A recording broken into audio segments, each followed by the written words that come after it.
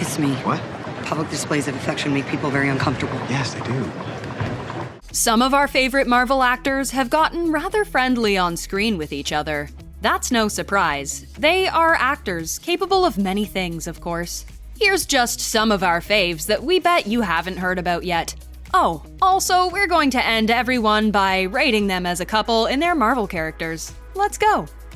Number 1. Can we tell you something in secret?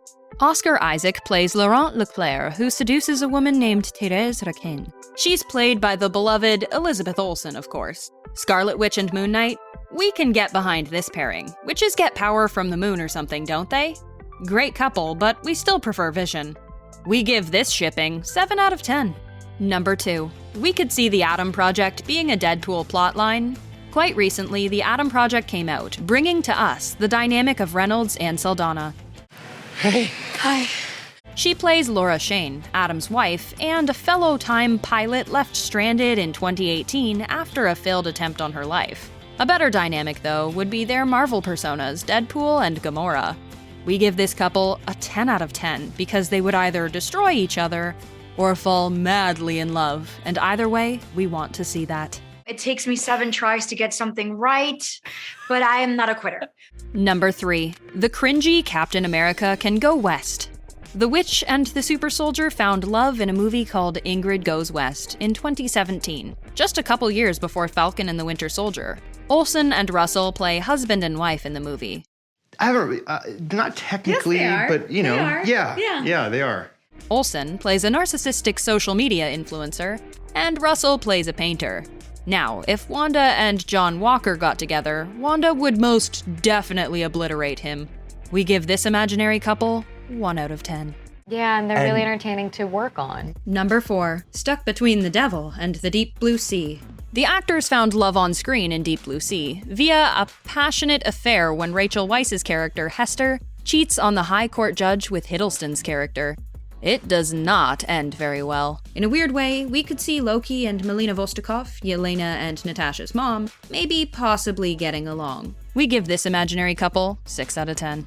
It's a fascinating dynamic, I think. Number 5. Their on-screen chemistry is electric. Paul Bettany played the man who developed the theory of evolution, Charles Darwin himself, and Jennifer Connelly played his wife, of course.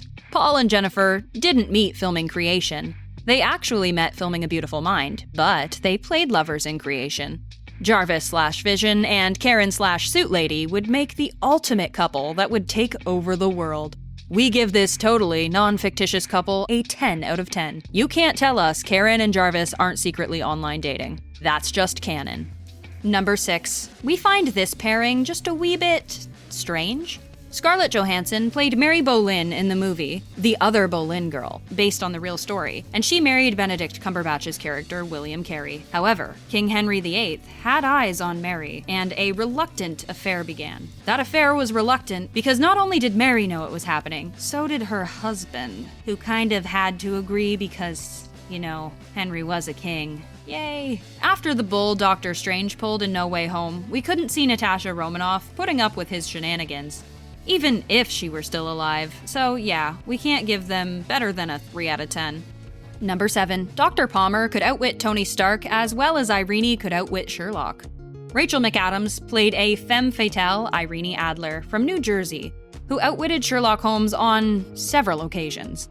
Why couldn't you just come away with me? It is implied that they had an intermittent, hotly consummated affair. Doctor Strange would totally obliterate Tony Stark if Tony got with Dr. Palmer. Also, she's too good for Iron Man. Should have led with that. They're stuck with a 2 out of 10. The ladies do like the Cumberbatch, yes. Number 8. Do you think Rachel McAdams or Jake Gyllenhaal are left-handed? In Southpaw, Jake Gyllenhaal plays the professional boxer Billy, the Great, Hope, who's living with his wife Maureen, played by Rachel McAdams and their daughter. We think Dr. Palmer would actually get along better with Mysterio than RDJ, despite the fact Mysterio's pure evil.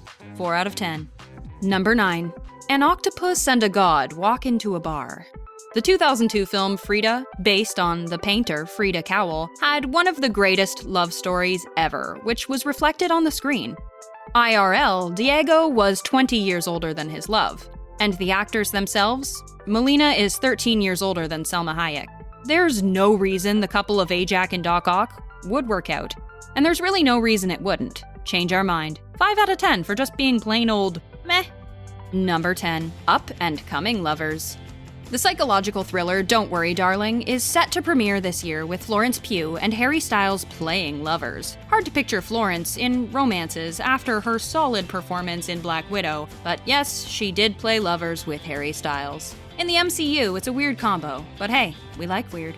7 out of 10, it would be pretty decent. And we trust each other, and if at any point, we can stop whenever and all that kind of stuff. Number 11. There were sparks between them. In The Huntsman, Chris played a warrior named Eric, as well as Jessica Chastain's character Sarah's husband. At least, until she was thought to have been done in by Princess Freya's magic.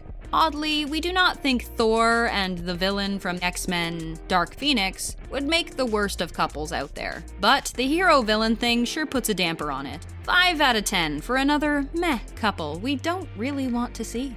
It was great. It was so fun. There was a lot of action in the movie, wasn't there? Number 12. Just imagine Black Widow buying a zoo. You may have forgotten Matt Damon's cameo in Thor when he played an actor playing Loki, but we sure haven't. He and Scarlett Johannson played lovers in We Bought a Zoo. Matt Damon played Benjamin Mee, who, you guessed it, bought a zoo and also fell in love with Johansson's character Kelly Foster. And if we're standing near each other on New Year's, we'll do this again sometime. We get the feeling that Natasha Romanoff is not interested in dating actors. We give this MCU shipping 2 out of 10. Why 2 and not 1? Well, we don't really know the guy well enough to fairly assess. Number 13. Dave Bautista is a lovable guy. My Spy came out in 2020, and it was the funniest movie ever. If you haven't seen it, do yourself the favor. Bautista's character, JJ, partners up with the itty-bitty Sophie, who's like 9 years old, to do some spy stuff. And then, he falls in love with her mom, played by Parisa Fitzhenley.